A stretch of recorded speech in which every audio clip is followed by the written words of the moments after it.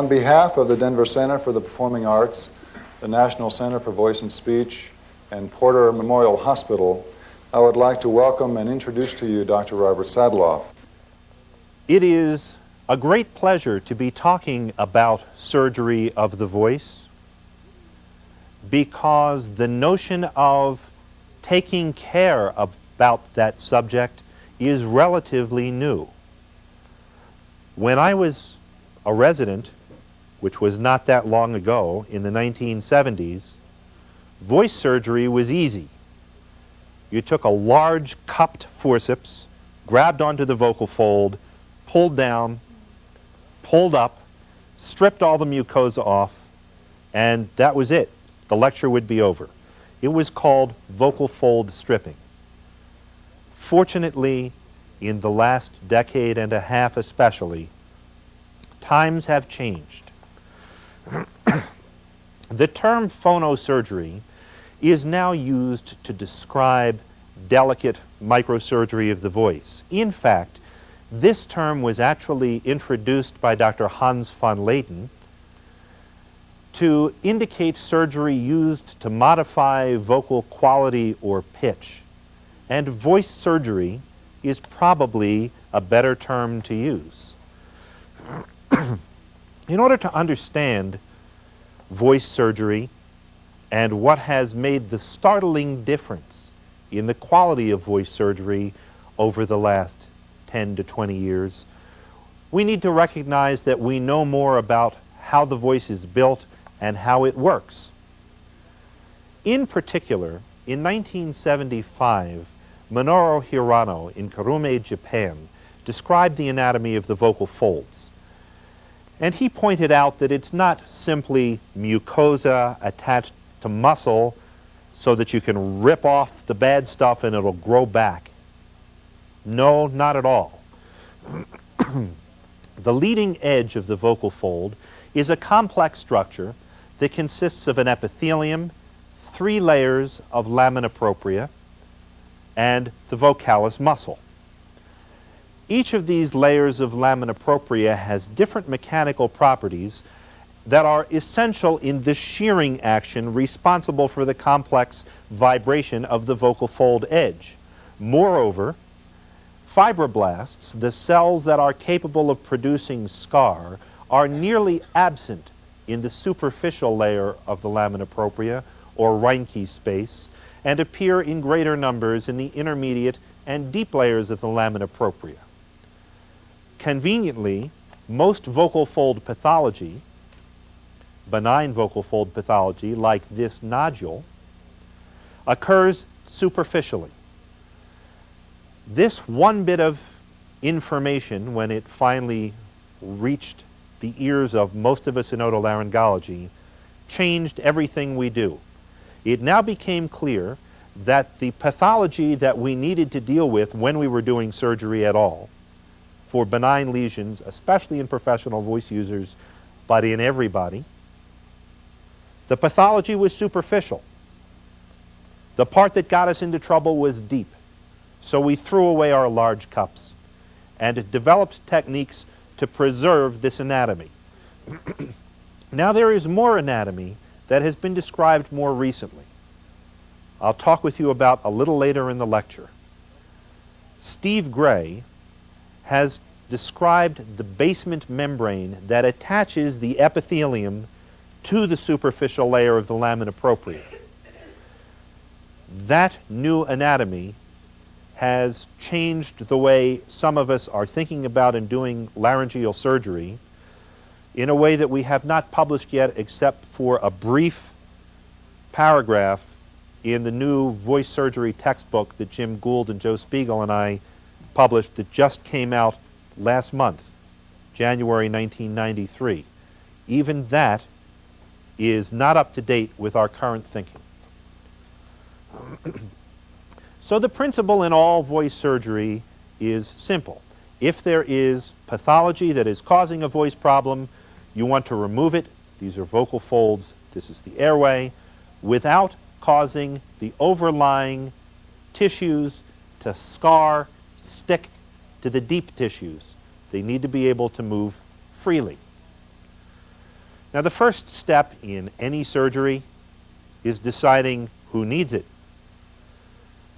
That begins for the laryngological surgeon with a thorough history. That history includes not only ear, nose, and throat matters, but all body systems. Voice abnormalities may result from problems in the lungs, the extremities, the endocrine system, anywhere. And it makes little sense to operate on somebody for a problem without correcting the underlying cause. In the workup, the evaluation of somebody with a voice problem, we do a very thorough physical examination, not just looking with a mirror at people's voices, but listening to them speak, listening to them sing, if that's what they do, doing performance evaluations, and looking things that we were not trained to look at years ago. For the speech pathologists in the audience, I apologize for the throat clearing. It's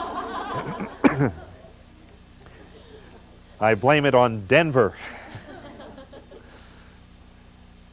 We look at the vibratory margin, the critical, delicate component of the vocal mechanism, in slow motion, the only way we can see something moving 250 times a second, in proper detail, so that we can assess the problem, and later on so that we can assess the success of our surgical techniques.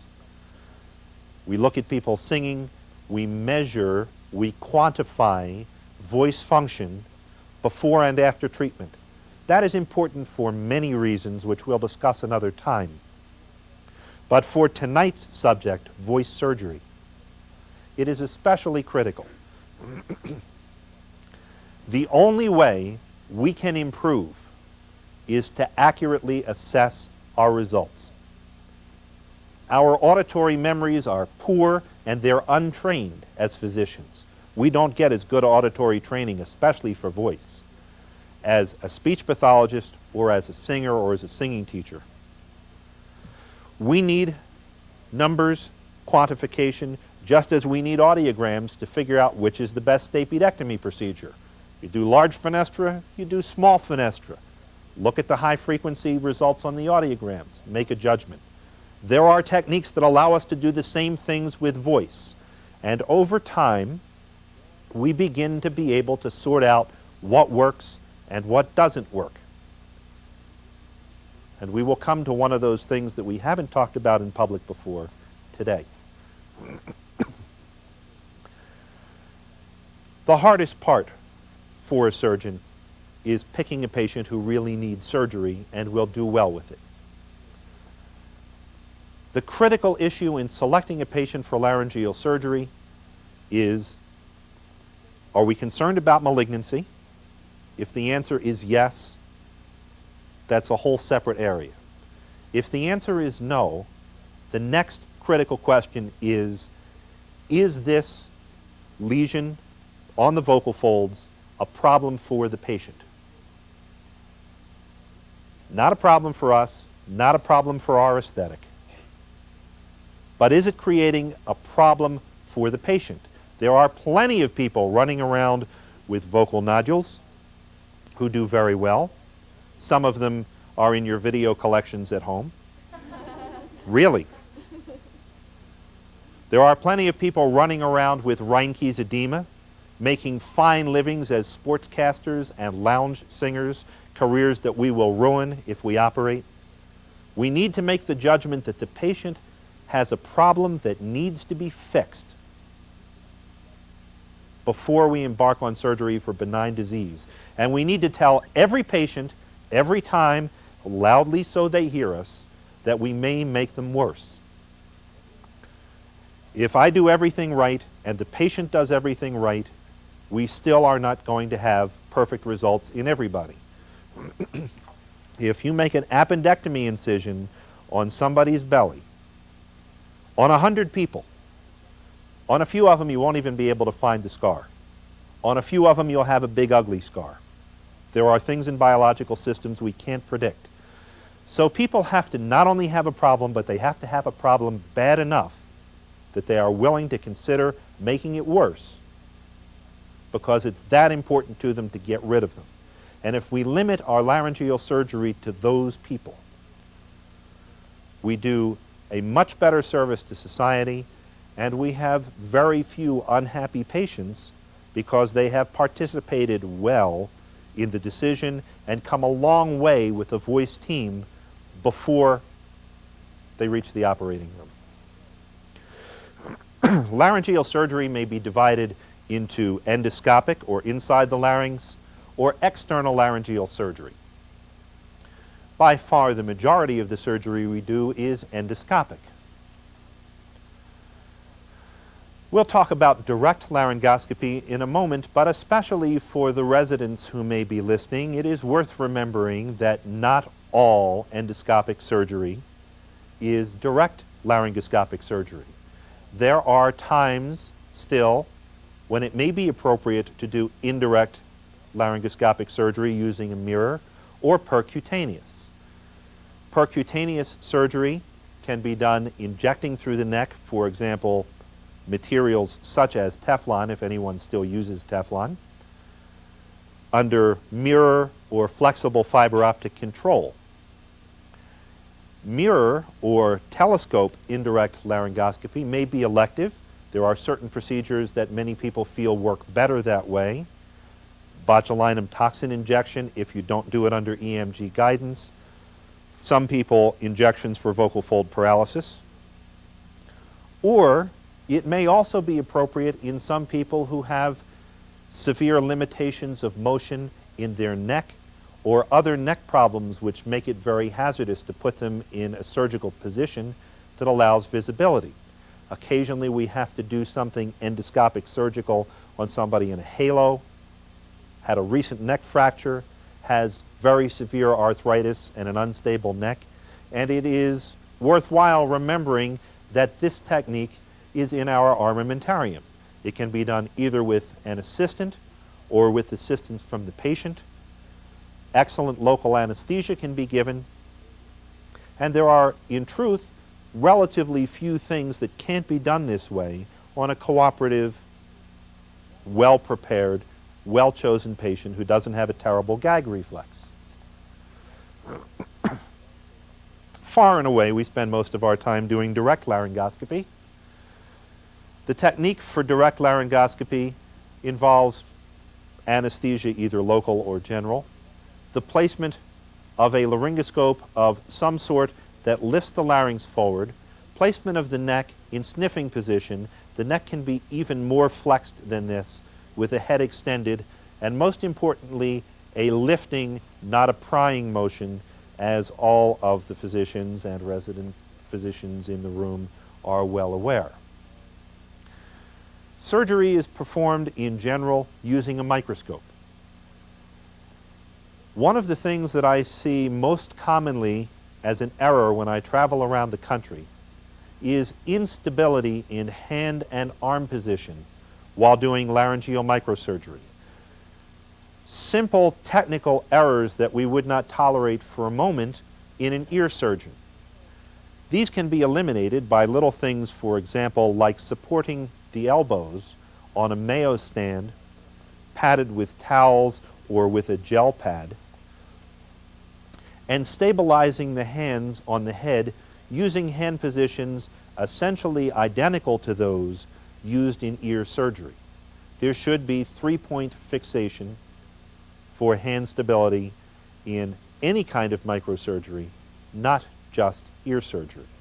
If one looks at this with the same delicacy as a stapedectomy, then laryngeal microsurgery makes sense and gets much better results.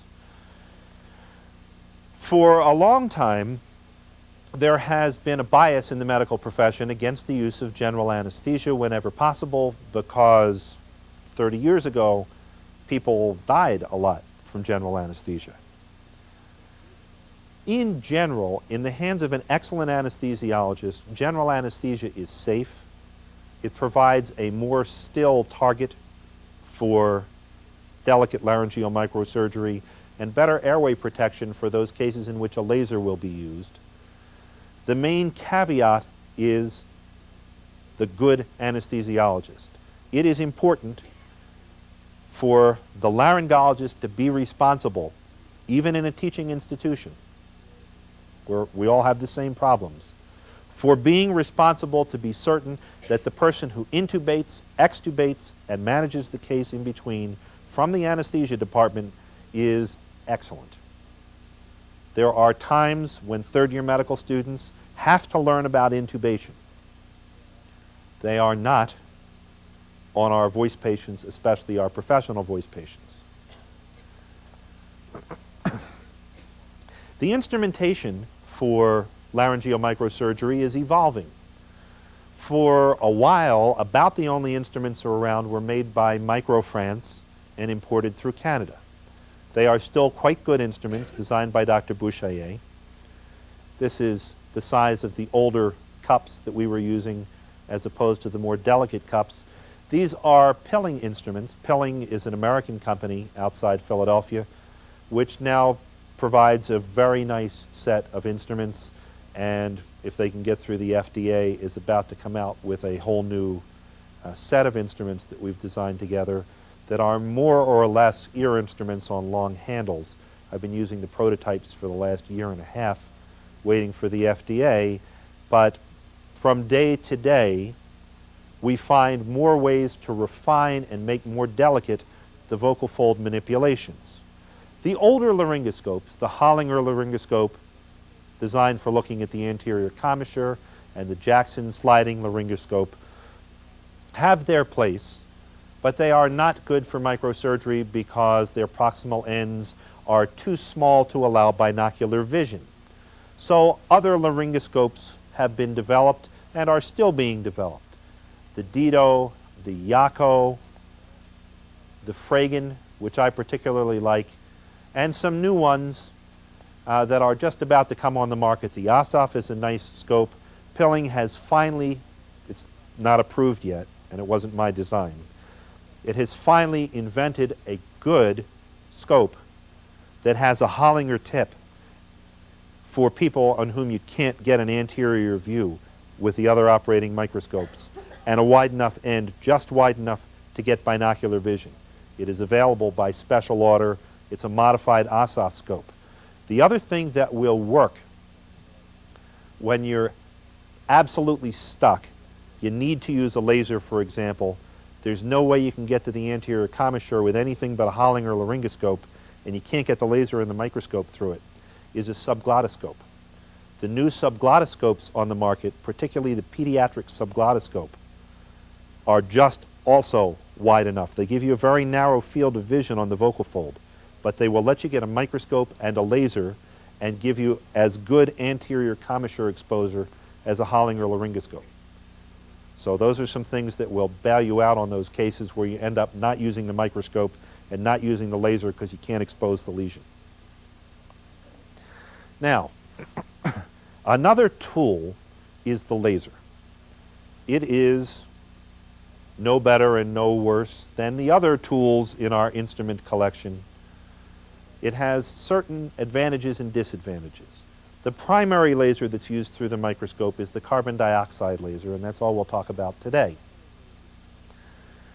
In using a laser, it's essential that we understand what it can do for us and what it cannot do for us, and especially recognize that the laser itself adds potential complications to the procedure. So we need a good reason for using it. It's great for hemostasis. It controls and prevents bleeding. It's great for visibility. It's light. We don't have instruments in the way. It minimizes tissue manipulation. You don't have to touch anything in many cases. You just shine the laser at it.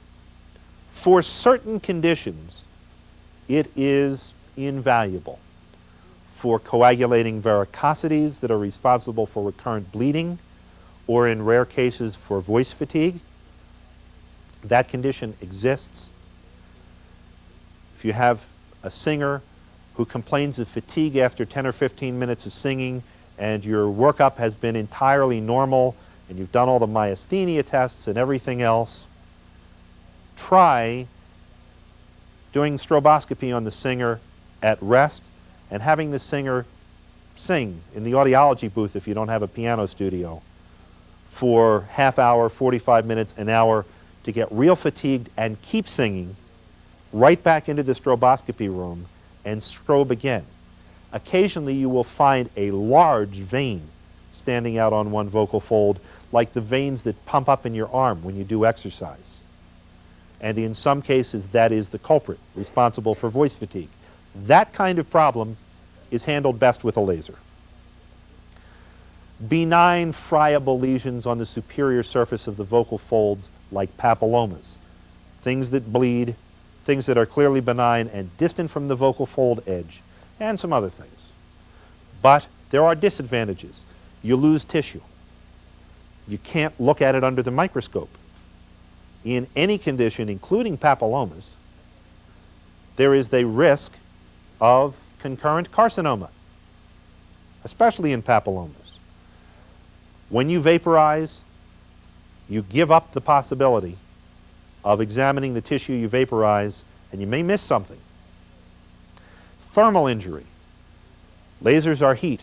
They cook adjacent structures, including the ones that contain fibroblasts, and respond by making scar. There are ways to avoid it in most cases. And of course, the most dreaded complication, the laser fire, which should really never happen if appropriate laser precautions are taken and proper technique is used. We talk about ways to minimize and avoid these problems when lasers have to be used. One of the ways is understanding laser physiology, which we will not go into today. But any surgeon who uses the laser has to understand concepts like power density, spot size and its implications. Spot sizes can now go down to 0.05 millimeters. But a word of caution to the residents. Every single time we come up with a new advance, it's a panacea. First, the laser was God's gift to laryngeal surgery. Then we discovered people were taking longer to heal and scarring more. Then it was decreasing the spot size from 8 millimeters to 4 millimeters. Same problem. Now, microspot will solve all the problems. It may, but until it's been studied and proven, caution is the word of the day.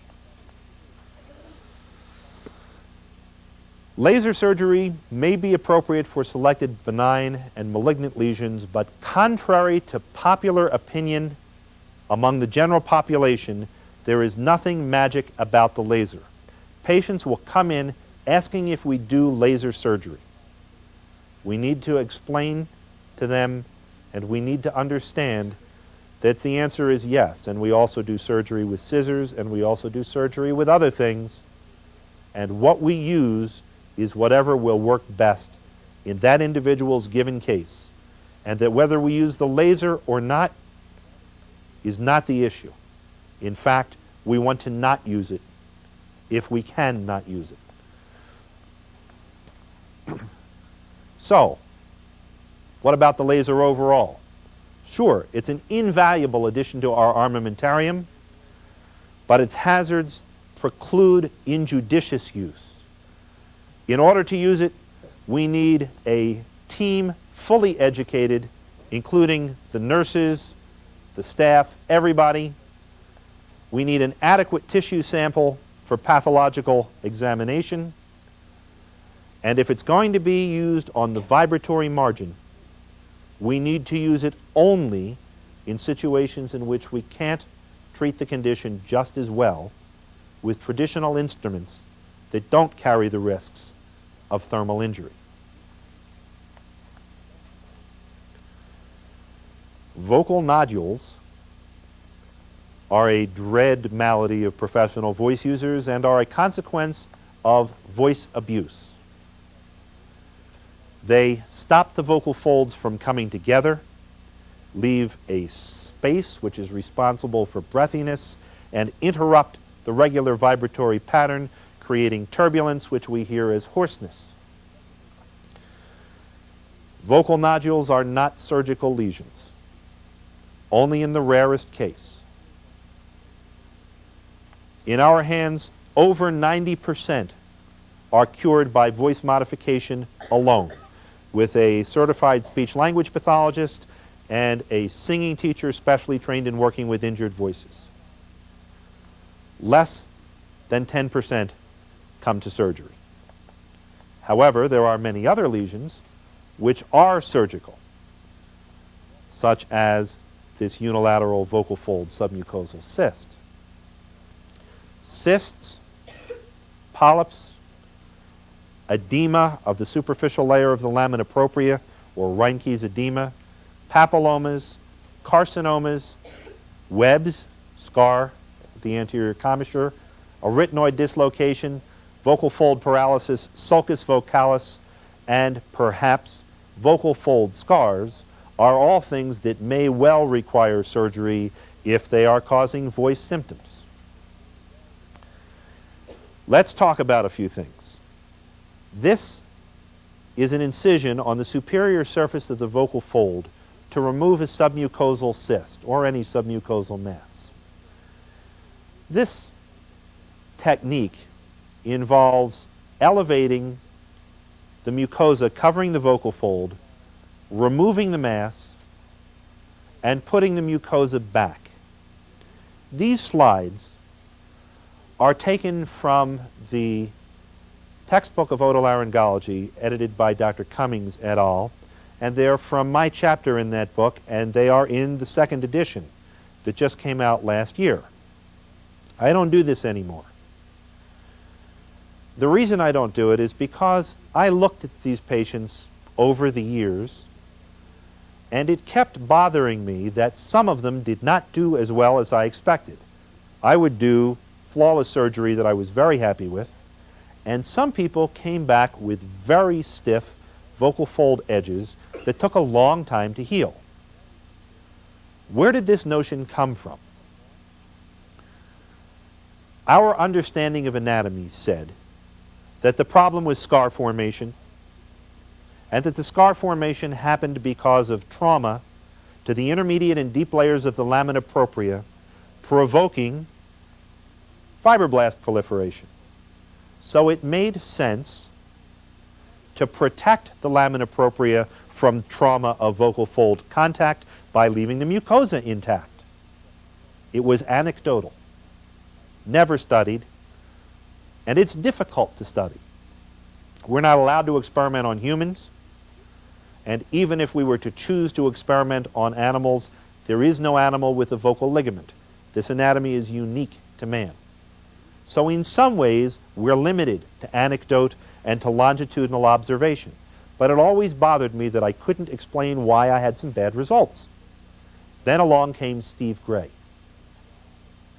Steve Gray described the magnificent and complex attachments that connect the superficial layer and the epithelium. This involves type 7 collagen loops that reinsert into their cells of origin. It involves type 3 collagen fibers in Reinke's space that pass through those loops in very intricate patterns. It then became clear that it did not make sense anymore to disrupt anatomy distant from the lesion in order to protect that underlying lamina propria. And it's been about 2 years since I did a microflap in the old traditional sense, and this is anecdotal because I have no choice, but I can tell you that my surgical results are dramatically better from simply removing the lesion and, if necessary, any mucosa around it, or at worst, raising a microflap strictly limited to the location of the lesion where there is already separation between the surface and the superficial layer of Reinke's space. I wish I could figure out a way to do a controlled study. I can't. But I can tell you that there is now rationale for an anecdotal argument that negates the rationale from our old anecdotal argument. And my surgical technique has changed, and I am quite sure that it's for the better. There are some things to be cautious about when removing things from the vocal fold. One of them is grabbing onto them with cup forceps and pulling. If we are going to excise a lesion, either with its mucosa or making an incision on the edge of the mucosa, taking off the top part of the mucosa or bottom, dissecting out the lesion and laying down the residual microflap. We don't want to tent the lesion and involve more than we want by pulling. I personally recommend using a suction. If you use a size 5 suction or smaller as the only thing you use to retract such a lesion, then number one, you can't possibly tent anything out of position. The suction's not strong enough. And number two, you guarantee good technique because you need your scissors to close simultaneously on both sides of the lesion in order not to knock the lesion off the suction. And that way you know you're doing delicate controlled dissection. Or if you're using a micro knife, the same thing. You're cutting, not pushing into the tissue. If you wish to avoid injury to the deeper layers, and you should, you can make a very superficial incision along the surface of such a lesion and then gently, either with scissors as you would elsewhere or with a blunt spatula, gently dissect the lesion, keeping pressure toward the medial surface, dissect the undersurface of the lesion away from the deeper structures, and in some cases roll it out, and in other cases at least blunt dissect it from the deeper layers and see your inferior scissor cut. These are much less traumatic ways to do this. In larger lesions where the superior surface of the mucosa is actually involved in the medial surface, again, you make a circumferential incision and do blunt dissection so that you can see the surface, so that you can see the undersurface, and are removing only that tissue that absolutely has to be removed and not traumatizing anything deep. We have a real tendency to do things blindly, especially on the undersurface of a vocal fold lesion, and it's not necessary.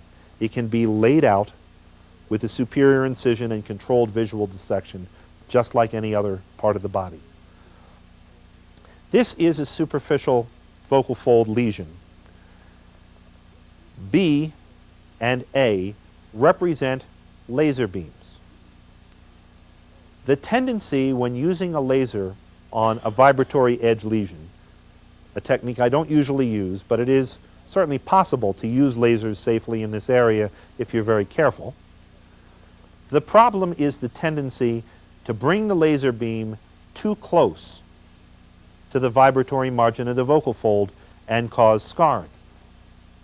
The safe way, if you choose to use a laser on a lesion of the vibratory edge, is not to center the laser along the vibratory edge, which is the natural tendency, but rather to center the laser out in the lesion so the edge of the zone of destruction is at or just medial to the vibratory edge. If you center the laser beam on the edge, then the burn goes deeper than you want and you create a heat divot, and that's what caused the problems early on with laser use. In other words, the laser beam goes here, medially in the lesion, not centered right on the edge so that its halo burns into the lamina propria. There are some things for which the laser is invaluable. One of them is varicosities or feeding vessels to a hemorrhagic polyp. In this case, 1 watt slightly defocused laser bursts at 1/10 of a second will make that vessel disappear. The lesion from the edge can then be removed either with scissors, which I prefer, or with a laser if one is careful. Reinke's edema is most common in smokers, but it is also found in people who irritate their vocal folds in other ways through voice abuse and hypothyroidism. All three of those conditions need to be investigated before treating this disease, and so does the individual voice need. This is especially treacherous. We talked about the sports announcer and the lounge singer. They are fairly obvious. You'll change the vocal signature if you cure the Reinke's edema. But there are others. The hard-hitting, hard-smoking, hard-drinking female plaintiff's attorney. Make sure that she's not in your office just because she's worried about having cancer, which is often the case. Ask the question, once you tell her no sign of cancer. Do you like the sound of your voice? Do you mind being mistaken for a man over the phone? You'll be very surprised many times to find out that the person subconsciously acquired that voice because she's happy with it. If you operate on such a person, you will take a pathologic female baritone and turn her voice into a normal soprano and have a very unhappy patient. And there's nothing worse than an unhappy lawyer. If you do operate on Reinke's edema, it's done with an incision in the superior surface, evacuation of the edema, which is sometimes easier in our drawings than it is in the operating room, but usually works this way. Then replacement of the mucosa, and these incisions are all made on the superior surface. It would seem a safe procedure to do bilaterally at the same sitting. Both Jim Gould and I have stopped doing that in virtually all cases, even when we've made a small incision on one side and know how atraumatic we've been, because both of us have seen so many disasters from other surgeons whom we know and respect and believe, who tell us that they made a little tiny incision, they suctioned out the fluid, it was atraumatic, they did the other side, and now both cords are totally webbed together. Scientific? No. Anecdotal from profound experiences in the office? We think it's good advice. Very little to lose. A whole lot to lose if you get a web along the entire membranous vocal fold. So you need to have a very good reason to do it at the same time. And I'll tell you an interesting sidelight. I haven't checked with Dr. Gould recently on this, but in my hands, I have never yet had one come back to have the surgery on the other side. The voice improvement that they've gotten after the unilateral surgery has been so good that they've all been happy. And I have yet to do the second stage on a Reinke's edema patient. That's an extra reason not to run the risk. Papilloma is another interesting area for some new anecdotal thoughts. We're all familiar with juvenile papilloma. In children, papillomas are a terrible disorder. They recur, they get operated on 18 times, they have abnormal voices. This is a very aggressive disease. I'm not going to discuss that at all today. But there appears to be another kind of clinical course in papilloma in adults. And this, I will tell you, is my opinion. I have the videotapes to illustrate it, not today. We're seeing a fair number of people in their 20s or 30s with new onset laryngeal papillomas, some of them fairly extensive. Initially, we were all treating them the same way we treat the juvenile cases, vaporization of as much papilloma as we could get off. We have the same scarring. It has appeared to me that the natural history of this disease may be a little different. And I have been for the last few years now raising flaps under the papillomas, away from the papilloma, above it or lateral to it, elevating with blunt dissection the mucosa around the papilloma and circumscribing it, and removing the papillomas wherever possible intact with a margin. Now, I may just be lucky, but I have what I think is a disproportionate number of people with cures and good voices. Now, I'm not saying that I know the answer on this, but I am saying that I think we need to look at it, and this patient population may be a little different from the papillomas that we are used to dealing with in infants and children. Laser is an advocated instrument for carcinoma. Once again, it is simply a technique for cutting out the cancers. We're not going to talk much about carcinomas today, except to reiterate the fact that the laser is not magic. It is a little less bloody than the knife for getting out a lesion that is appropriate for resection with a knife. The laser is good for this. There is a place for endoscopic laryngeal surgery for carcinoma. There is a tendency for us all to make an assumption which has never been proven and may be false. The assumption is that small cancers of the vocal folds are best treated with irradiation because it doesn't involve vocal fold surgery and therefore should result in a better voice.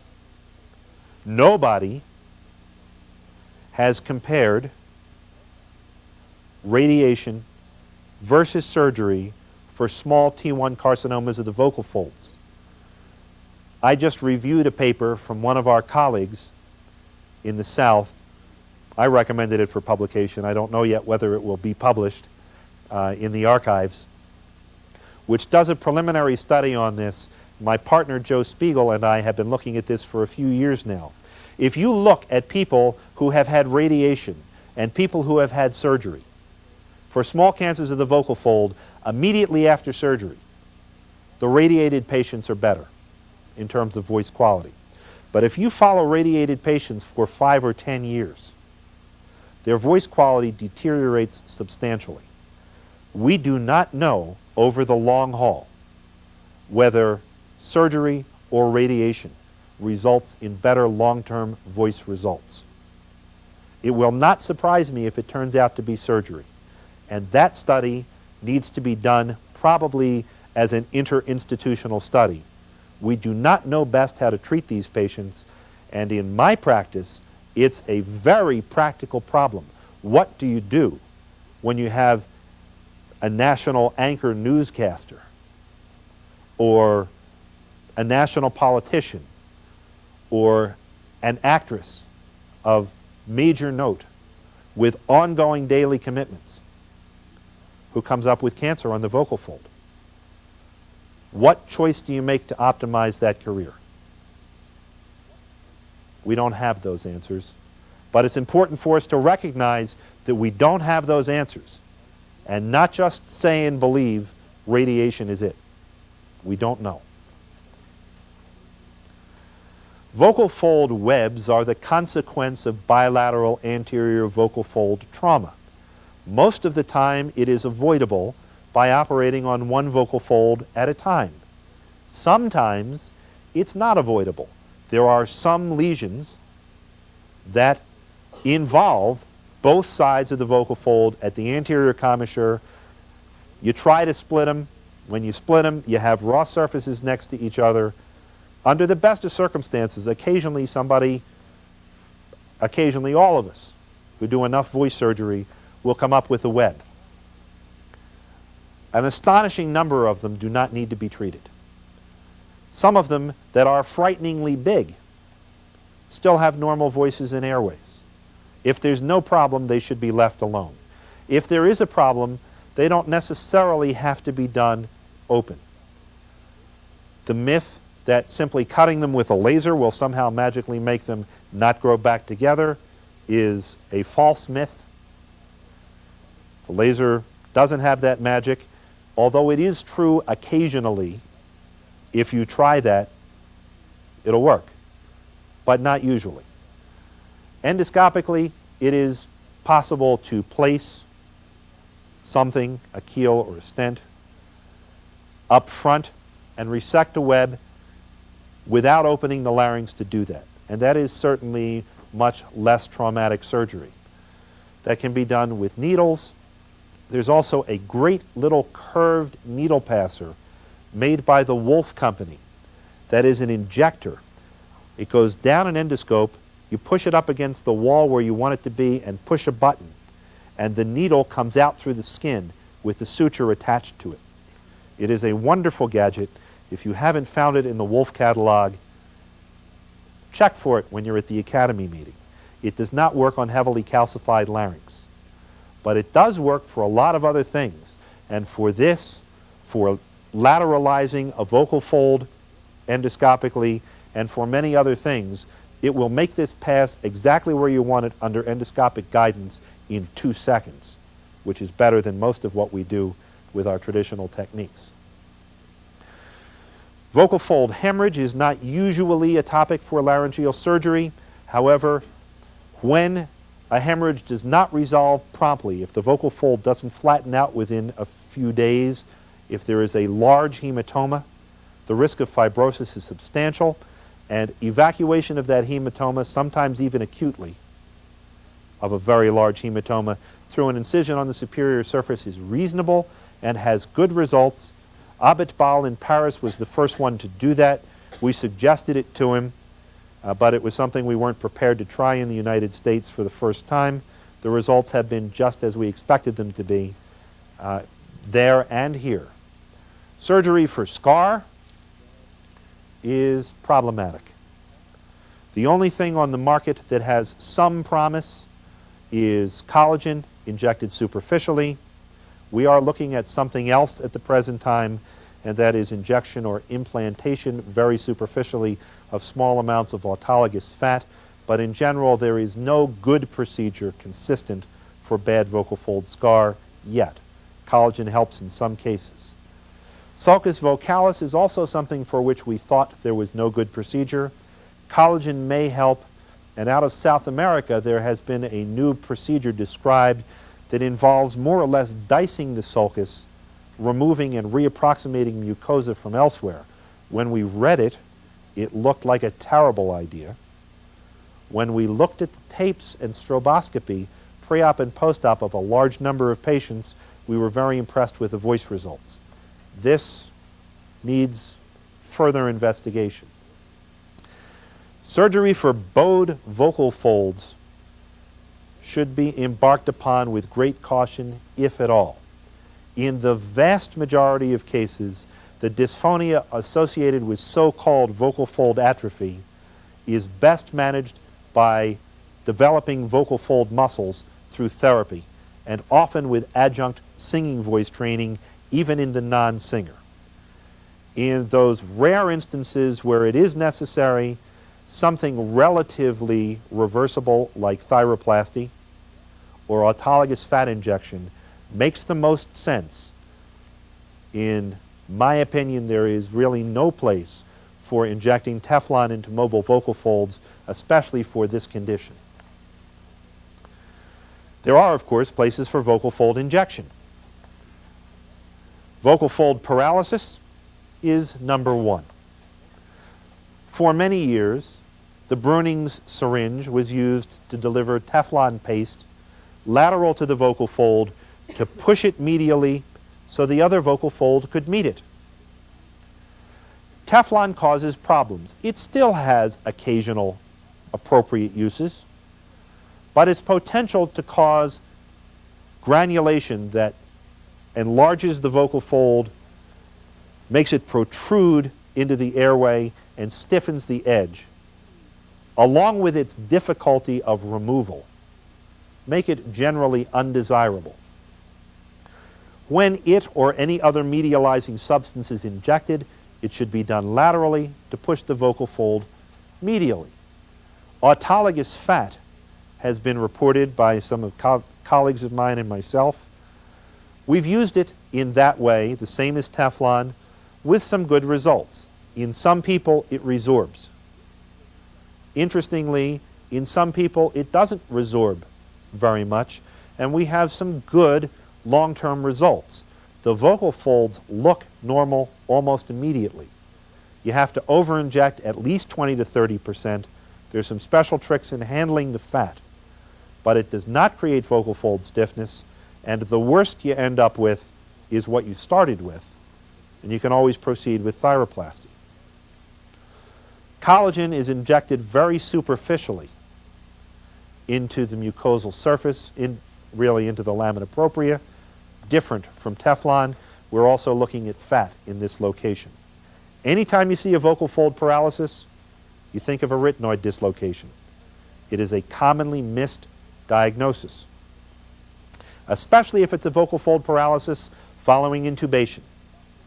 If you're not sure, and in fact we do it in all cases, you make your best judgment under the stroboscope, you look for the jostle sign, but even some dislocated arytenoids will move and will give you what looks like a jostle sign.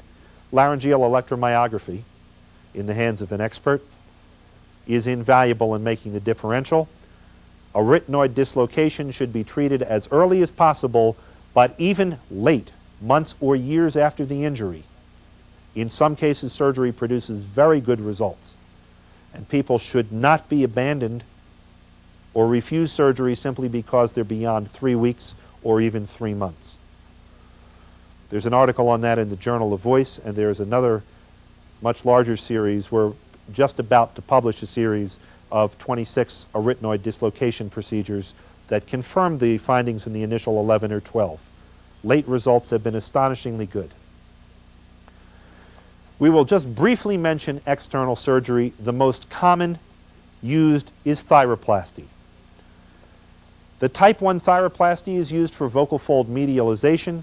The usual mistake is to make that window too high. For the residents listening today, you have to make this lower than you think, substantially. It's a good technique. It involves making a window and with one technique or another pushing the tissues in. Whether to leave the internal perichondrium intact or not is a matter of some debate and depends on which prosthesis you use.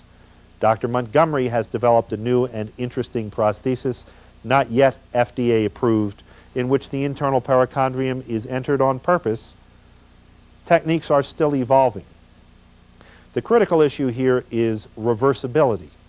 This has been touted as a reversible procedure. Reversibility has not been convincingly demonstrated. That is, you can take out your thyroplasty implant, but that doesn't necessarily mean that the vocal fold will go back where it came from. This question remains unanswered at this time. Another excellent external procedure is the arytenoid adduction rotation, which is preferable to thyroplasty in many cases if both recurrent and superior laryngeal nerves are involved. All of these are done under local anesthesia. They allow you to tune the voice better, often with fiber optic laryngoscopy control. This procedure works nicely to put the vocal process back where you want it. If you are having the patient phonate, make sure the patient is phonating not just at a high-pitched E, but also somewhere near his habitual pitch, because that's where you want to get the vocal process. There are extensions that can be cut onto thyroplasty implants that will lift the arytenoid and get the same effect in some cases. Thyroplasty type 1 is an easier procedure to do. We will not discuss today reinnervation, except to say that it certainly has a place, both reinnervation and reimplantation, in the rehabilitation of the paralyzed vocal fold. There are operations described for pitch modification. They've been described and promulgated primarily by Dr. Ishiki. The most commonly done is the procedure for lengthening the vocal folds and raising the voice, used most commonly, I would say, in the male to female transsexual. The problem with this operation in that population or in the aging female population where the voice has dropped an octave or more is that it doesn't hold up very well. The operation tends, after 6 to 12 months, to fail and the voice gets lower again. We have published an alternative procedure that is a cricothyroid union rather than approximation. We discovered this by accident. It was done spontaneously, inadvertently, by a general surgical colleague on a patient who had a thyroidectomy and tracheotomy. and went from baritone to soprano and stayed that way for 3 years with perfect maintenance of the soprano voice. And it took a little while to figure out what happened, but what had happened was he had a short, thick neck, was flexed. The cricoid and thyroid must have been abraded when the total thyroidectomy was done at a VA hospital. It was placed on a pillow, and the cricoid slipped underneath the thyroid and scarred there, and they were attached. We figured that out, went in. It took a striker saw to cut that scar out, and then the cricothyroid joints had to be fractured, but we were able to restore normal baritone voice. The obvious next step was to say, aha, it works, it makes people sopranos, it lasts, and it's reversible. It has less flexibility, but close to an octave, more than I would have expected. And we think it's probably a better procedure for the transsexual patient. Spasmodic dysphonia is treated by voice therapy. It was then treated by recurrent nerve section, now by botulinum toxin, but the story's not over. Last year at the Voice Foundation Symposium, a colleague from Japan presented a surgical procedure in which he went through the thyroid cartilage and selectively sectioned the nerve to the vocalis muscle only. Now, in looking at his material, he played some tapes, and there was some disagreement among us as to whether the patients who had this surgery really had spasmodic dysphonia. However, the operation is an interesting idea, especially since there are so many things we don't know about botulinum toxin, and it has to be repeated. I have done one of these procedures. We happened to have somebody with spasmodic dysphonia who also had thyroid cancer in one lobe. My partner was operating on her for the thyroid cancer, and it seemed appropriate, since she was asleep and it was there, to do a vocalis nerve section at the same time. And it certainly does paralyze the vocalis muscle as well as or better than botulinum toxin. We'll see how it holds up. It's been less than a year. But there may yet be more surgical in the botulinum toxin spasmodic dysphonia saga.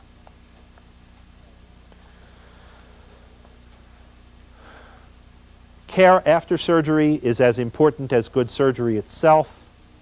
Steroids are recommended by some people. There's no good evidence one way or the other for their use. Strictly anecdotal. I use them if I think there's a strong risk of airway swelling, which is almost never. Voice rest is also controversial. Its efficacy also remains unproven. It still makes anecdotal sense that although the vocal folds come together when you swallow, they come together 120 to 250 times every second when you talk. I personally put people on voice rest until their mucosa has healed, usually not more than a week. Again, an area where we are really shooting from the hip. But we think minimizing trauma of all sorts is the most sensible and makes the most sense, so we do it. Surgery of the voice is a fascinating new subspecialty area. Voice itself has become a subspecialty of otolaryngology. That bodes well for singers, actors, and all patients with voice problems for whom the standard of care has improved so dramatically over the last 10 to 15 years. 10 to 15 years from now, we may still look like barbarians. We have a great deal more to learn than we have learned already. Thank you for your attention. Have a good evening. If there are questions, I'll be glad to take them.